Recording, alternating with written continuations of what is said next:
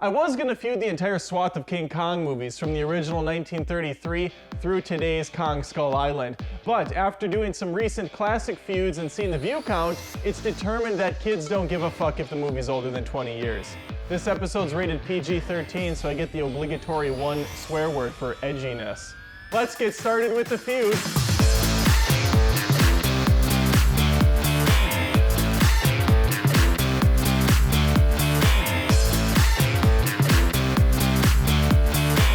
It is amazing how different Peter Jackson's King Kong feels to the Kong Skull Island film, but there is a lot of character similarities, so we can break those down pretty easy. The Kong love interest, if you will, is far more fleshed out in 05's version, and as it should be. The movie is like 72 hours long. Academy Award nominee Naomi Watts plays actress Ann Darrow, who is also the lead in the 1933 version. Everything about Jackson's film is a love letter to the original, including the way the actors play their roles.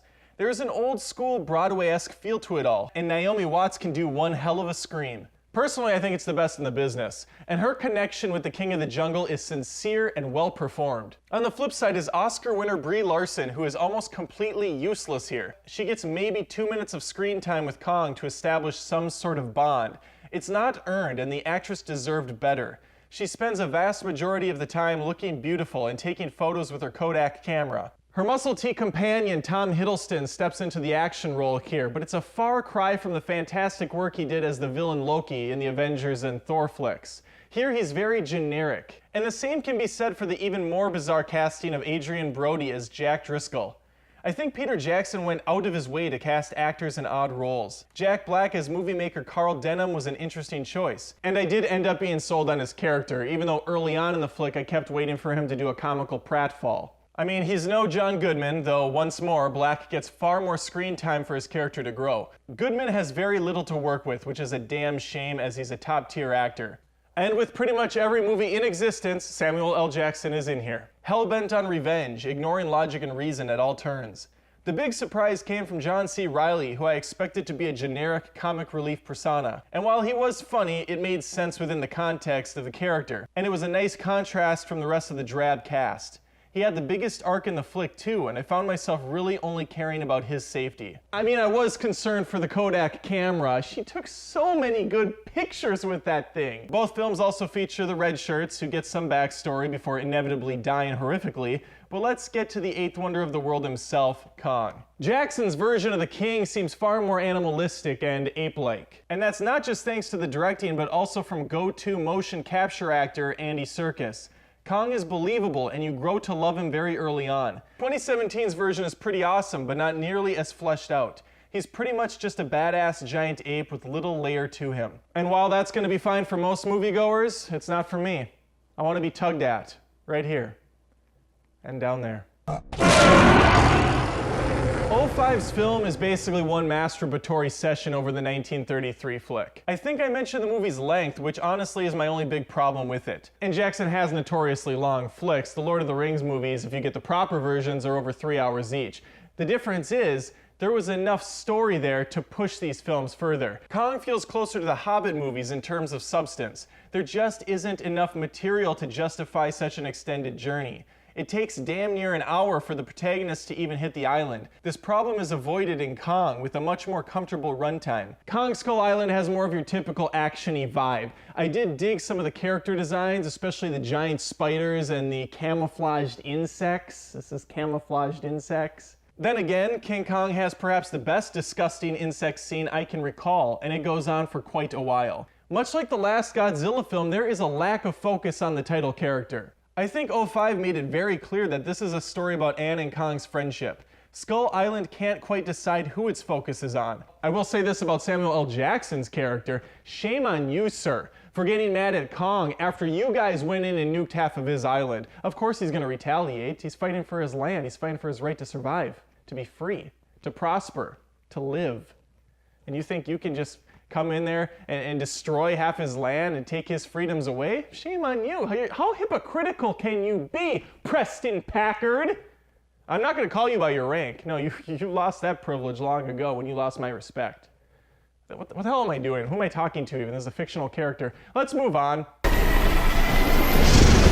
Indie director Jordan Vogt-Roberts, I'm not sure if that's how you say it, but he has a good eye for detail. Beautiful cinematography in Skull Island. I loved the 1970s era he puts the story in. The film has a very vintage feel, especially in the front half. In fact, the first half of the film is pretty damn terrific. It isn't until those skull raper creature things come into play that things get real dumb, real fast. The action is fun though for the most part. Highlights for me include Kong eating a giant octopus and throwing a boat motor into one of those dumb looking skull things. Disappointed he didn't break the thing's jaw clear off though. Fortunately, we get enough of that in King Kong as he battles a couple of V-rexes while flipping Anne around like a rag doll. She would surely have died countless times, but since the movie is already so intentionally campy, it's hard to criticize. Another highlight for me comes from a silly dinosaur stampede with terrible green screen effects.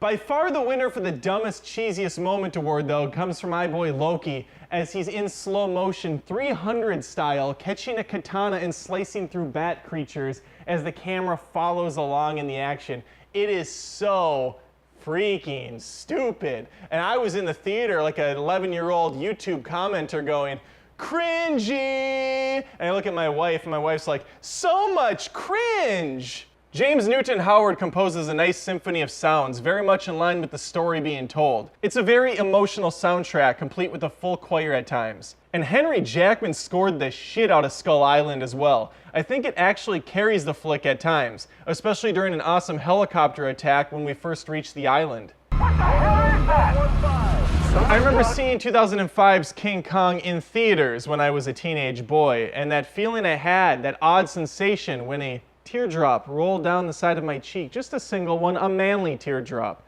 And I thought, wow, what a powerful film.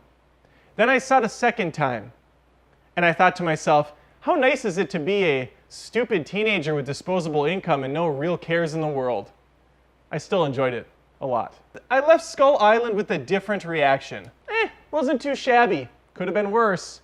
I didn't stay for the post-credits scene. I knew there'd be one. I knew it'd be a cock tease of Godzilla because obviously Universal wants these two monsters to collide, and this is a shared universe. Everything has to be now. We have to go for that next $500 billion, budget movie. But I'm gonna pose a big question to you now.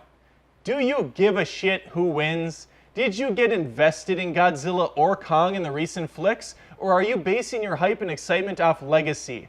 I'm guessing it's the former, and that should tell you everything you need to know about this feud. King Kong may be too long, but it has substance. It has emotions outside of that was badass. I give you my one-sided opinion and now it's your turn. Comment, vote, and remember, this is more than just reviews, this is Movie Feuds. And stick around, kids, I got some fun stuff coming up, including me bashing the living hell out of the live-action Beauty and the Beast movie, because things from my era were better! They were better!